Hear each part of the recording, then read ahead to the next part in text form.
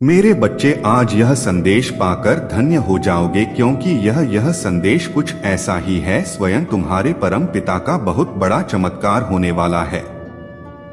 यह चमत्कार देखकर खुशी से झूम उठोगे, मतलब खुशी से आंख में आंसू आ जाएंगे। तो मेरे बच्चे, आज का संदेश तुम्हारे और तुम्हारे परिवार के लिए बहुत ही महत्वपूर्ण है। इसलिए मेरे बच्चे, इस संदेश को बीच में छोड़कर जाने की भूल बिल्कुल भी करिएगा और अपने महादेव जी के लिए जल्दी से सिर्फ एक लाइक और कमेंट में जय हो भोले बाबा लिख दीजिए।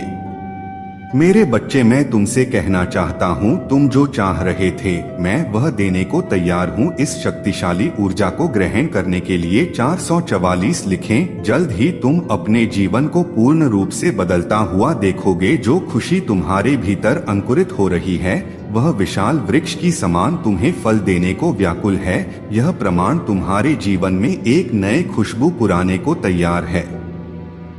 मेरे प्रिय बच्चे, केवल 24 घंटे के भीतर तुम प्राप्त करोगे एक खुशखबरी को। वह खुशखबरी तुम्हारे जीवन से पूर्ण रूप से जुड़ी हुई होंगी। तुमने कई ऐसे कार्य किए हैं जिसका फल तुम्हें आज तक शून्य के समान ही प्राप्त हुए हैं। कुछ ज्यादा तुम्हें मिला ही नहीं। कई बार तुम्हारा मन बहुत उदास हो गया और तुमने बार बार यही कहा है अपनी महादेव जी से कि आप तो सबकी सुनती हैं, पर मेरी क्यों नहीं सुनती है। किंतु मेरे प्रिय बच्चे, आज मैं तुमसे कहना चाहता हूँ, अब समय आ गया है जब तुम ही तुम्हारी श्रेष्ठ कर्मों का हिसाब मिले। ब्रह्मांड की शक्तियों ने यह आदेश दिया है कि तुम्हारी जल्द ही एक बड़ी इच्छा पूरी होगी, और वह इच्छा तुम्हारी ऐसी होगी मानो तुम्हारा संपूर्ण जीवन बदल जाएगा। जब वह इच्छा तुम्हारी पूरी होगी तो उसे तुम एक पल समझना, क्योंकि हाल ही में तुमने किसी की सहायता की थी और अब उस सहायता के बदले तुम्हें उसका फल प्राप्त हो रहा है। यही कारण है कि तुम्हारी महादेव जी ने निर्णय ले लिया है तुम्हारी कामनाओं को पूर्ण करने का। 24 घंटे के भीतर जो इच्छा तुम्हारी पूरी होगी वह इस शुरुआत होगी। आने वाले दिनों में अन्य खुशखबरी अभी मिलने वाली है। तुम्हें अपनी महादेव जी को सच्चे मन से 3 बार धन्यवाद लिखे और वीडियो को अवश्य ही लाइक करें। मेरे बच्चे, मैं तुमसे बहुत प्रसन्न हूँ। तुम्हें मालूम ही नहीं है कि आगे तुम्हें क्या प्राप्त होने जा रहा है, जिसका जिक्र मैंने तुमसे अभी नहीं करना चाहता। मेरी शक्ति और दया इस प्रकार तुम्हारे ऊपर पर बरस रहा है। यह ग्रह भी अपनी दशा बदलने लगी है। पिछले कुछ माह से तुम एक तनाव पूर्व स्थिति से गुजर रहे हो। हाथ में आया हुआ मौका जैसे फिसलता जाता है। सब कुछ सही करते करते भी मानो सब कुछ गलत हो रहा हो। शेष ग्रहों की भी विपरीत स्थितियों ने तुम्हें अत्यधिक दुख ही कर दिया था, किंतु आज वह है शुभ दिन है जब प्रमाण की किरणें तुम पर पड़ने वाली है। एक नया और दिव्य द्वार तुम्हारे लिए खुलने जा रहा है, जब प्रमाण की वह परत इतनी पतली होगी कि तुम अपनी बात उन तक पहुंचा सको, कुछ भी मांग सको, कुछ भी उन्हें कह सको। अब तुम्हारी आवाज सीधा ब्रह्मांड की परतों में विलीन होंगी।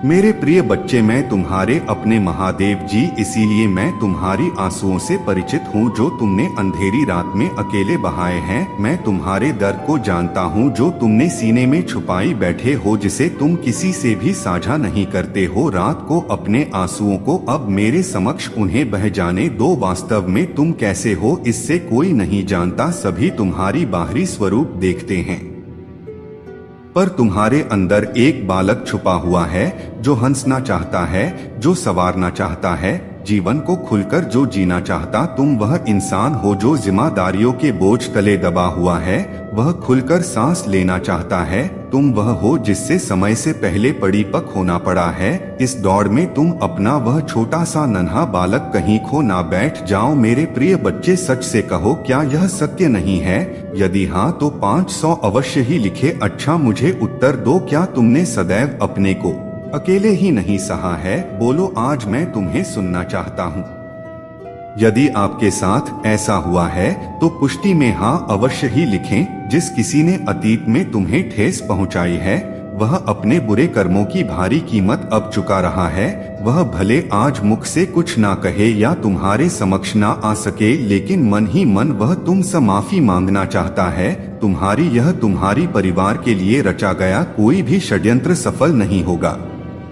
यहाँ शांत रहो। यदि आपको अपने महादेव जी पर विश्वास है तो 111 लिखें और अपने मुख पर मीठी सी मुस्कान ले आए। इस वर्ष का जो भी दुखी होने का समय था वह खत्म हुआ। एक नई वर्ष की शुरुआत अब होने वाली है। आज से एक नया समय होगा तुम्हारे जीवन का। यदि आप तैयार हैं तो भाग्यशाली अंक 7 अवश्य लिखें। सफलता, प्रेम, भाईचारा और खुशियां बांटने की शुरुआत आ चुकी है। अब तुम अपनी जिस इच्छा को पूर्ण संकल्प के साथ मुझे लेकर भेजोगे वह बहुत जल्द तुम्हारे जीवन में अब आ जाएंगी। इसीलिए अपने विवेक और बुद्धि का प्रयोग करते हुए अपनी उस इच्छा का चयन करें जो लंबे समय तक तुम्हें खुशी प्रदान कर सके। यदि आप भी चाहते हैं कि अब आपकी इच्छा पूरी हो तो अंक 111 लिखें और वीडियो को तुरंत ही लाइक कर दो। मेरे बच्चे, जैसे मैं तुम्हें संदेश लिखकर भेजता हूँ वैसे ही अब तुम अपनी भावनाओं को और अपनी इच्छाओं को एक कागज पर लिखना आज से ही शुरू कर दो। पत्र लिखते वक्त तुम्हारा विश्वास वैसे ही होना चाहिए जैसी प्रार्थना करते वक्त होता है। जैसी कोई अपनी सबसे प्राण प्रिय को खाते लिख रहा हो। अपनी सभी बातों को बिना झिझक लिखकर अपने हस्ताक्षर करके उसे रात भर अपने तकिए के नीचे रखना और सुबह किसी किताब में रख देना। तुम्हारा खत मुझे मिल जाएगा और उसका प्रतीक स्वरूप परछाई ही तुम्हारे पास रहेगा। मेरे बच्चे, तुम अपने जीवन में हर जगह अप्रत्याशित चमत्कार देखने वाले हो। जिन चीजों की मांग तुम छोड़ चुके हो वह सब तुम्हारे लिए वापस से आ रहा है। तुम्हारे बचपन के दिन फिर लौट कर आ रहे हैं। मुस्कुराने के दिन वापस आ रहे हैं। खुशियां मनाने के मित्र तुमसे मिलने को आ रहे हैं। यदि आप इन सब चमत्कारों के लिए तैयार है तो अंक 222 अवश्य ही लिखें। जो कुछ तुमसे समय ने छीन लिया था वह सब कुछ दुगना आशीर्वाद का रूप लेकर तुम्हारे घर आ रहा है। तुम्हारी पूर्वज एक नन्हे पालक के रूप में तुम्हारे घर आएंगे और अपने साथ खुशियों की बारिश करने आ रहे हैं।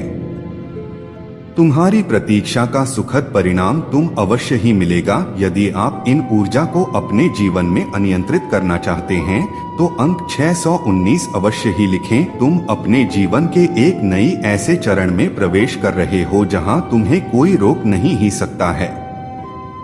मैं तुम्हारे साथ हूँ और जहाँ कोई रास्ता नजर नहीं आए वहाँ मैं तुम्हारा रास्ता बना रहा हूँ। मैं जानता हूँ तुम अब थक चुके हो सब कुछ करके, सब कुछ कह के। शायद तुम्हारी यह जगह कोई दूसरा होता तो अब तक जीवन से हार मानकर बैठ गया होता, लेकिन तुम लड़ते रहे एक वीर योद्धा की तरह सभी से, हालातों से। मेरे बच्चे, उम्मीद मत खोना। मैं यहाँ तुम्हारी दुखों को खुशी में, तुम्हारे दर्द को शांति में और तुम्हारे आंसुओं को हंसी में बदलने ही तो आया हूँ। मेरे प्रिय बच्चे, तुमने जो धन्य अपने परिवार और दूसरों की भलाई के लिए खर्च किए हैं वह कई रफ्तार गुना बढ़कर तुम्हारे पास वापस आ रहे हैं। क्योंकि व्यक्ति जो कुछ देता है वही कई गुना बढ़ाकर उसे वापस प्राप्त करता है। जो अच्छाई के बीज लगाते हैं वह मीठे फल तो अवश्य से ही खाएंगे ना। तुम्हारे जीवन का तूफान गुजर रहा है और सूरज फिर से चमकने वाला है। आज अपने दिल का सारा बोझ उतार दो और फिर उस दिन भी शांति को महसूस करो जो मैंने तुम्हें भेजा है। तुम्हें जो कुछ प्राप्त होगा वह इसलिए नहीं कि तुम प्रार्थना करते हो बल्कि इसीलिए क्योंकि तुम हकदार हो। जीवन में यदि किसी मौत पर कोई आवाज दरवाजा बंद हो जाए तो घबराना मत, समझ लेना आगे दिव्य द्वार तुम्हारे लिए खुलने आ रहा है और तुम्हारा नाम दाखिल हो चुका है। जहां तालियों के शोर में तुम्हारा नाम पुकारा जा रहा है। स्वयं को असीमित हो फिर असीमित वासियों के लिए दुखी क्यों हो जाते हो। लाख पहरे लगा ले दुश्मन चाहे, परंतु खुशियों ने तुम्हारे घर का रास्ता खोज ही लिया है।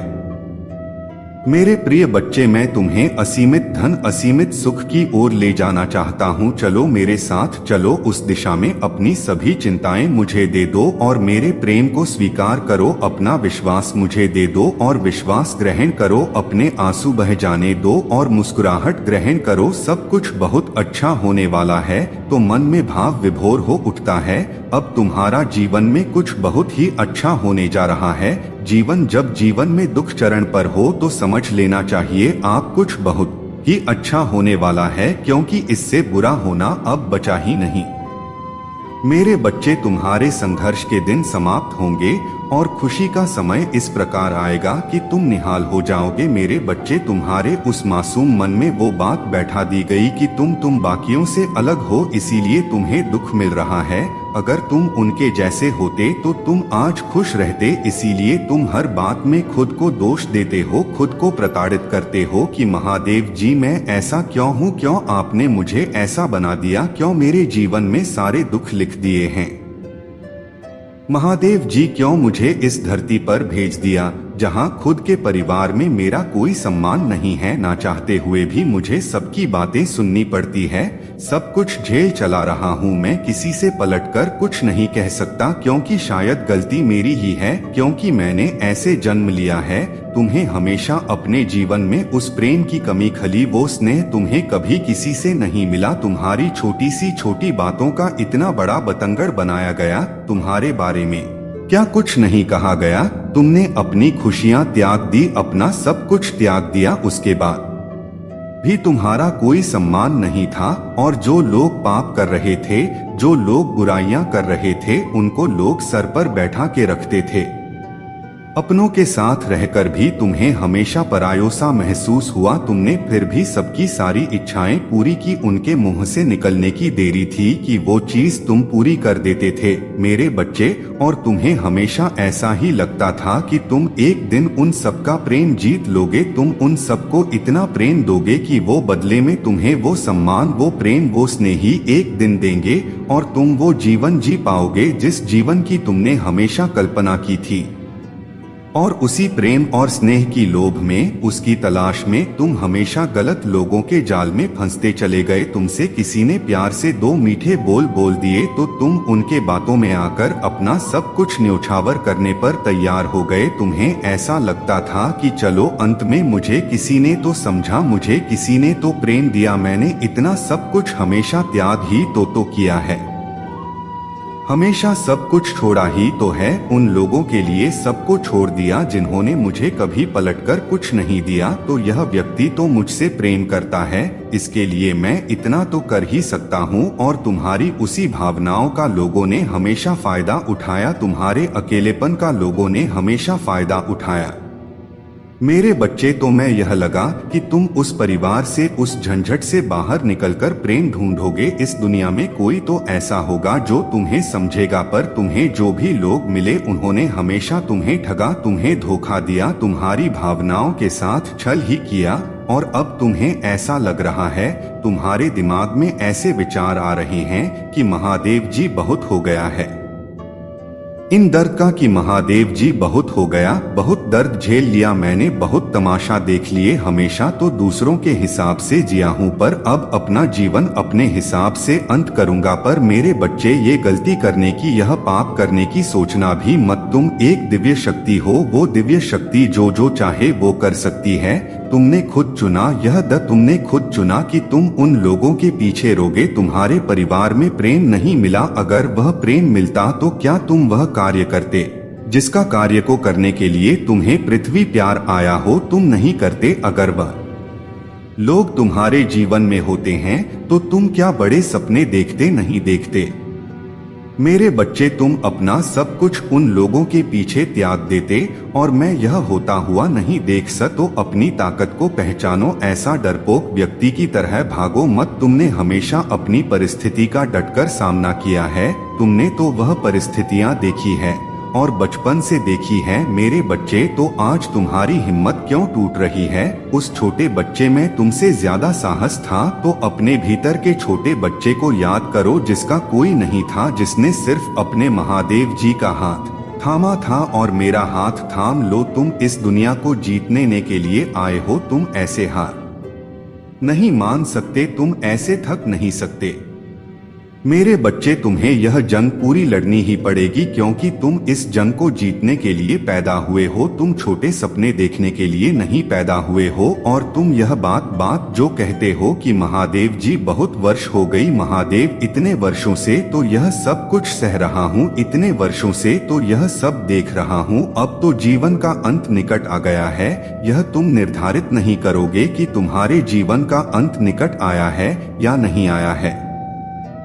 तुम अपनी आशा का अंत कर रहे हो, अपनी उम्मीदों का अंत कर रहे हो। तुम यह गलती नहीं कर रहे हैं मेरे बच्चे, तुम यह बहुत बड़ा पाप कर रहे हो। तुम्हारे जीवन के आखिरी दिन भी चमत्कार हो सकता है। तुम्हें उस विश्वास के साथ कर्म करना है और उस विश्वास के साथ एक योद्धा की तरह यह जंग लड़नी है, क्योंकि तुमसे ज्यादा साहसी तो मेरा वो छोटा सा बच्चा था। तो कायर मत बनो मेरे बच्चे, अपने सपनों को ऐसे त्याग मत दो। भगवान कृष्ण से लेकर प्रभु राम तक के जीवन में कष्ट थे मेरे बच्चे, पर उन्होंने हार नहीं मानी। उनके जीवन में भी कष्ट इसीलिए थे ताकि वो अपना लक्ष्य ना भूल जाएं। वो कष्ट उनको उनके लक्ष्य की तरफ लेकर जा रहे थे। तुम्हारे जीवन का यह दर्द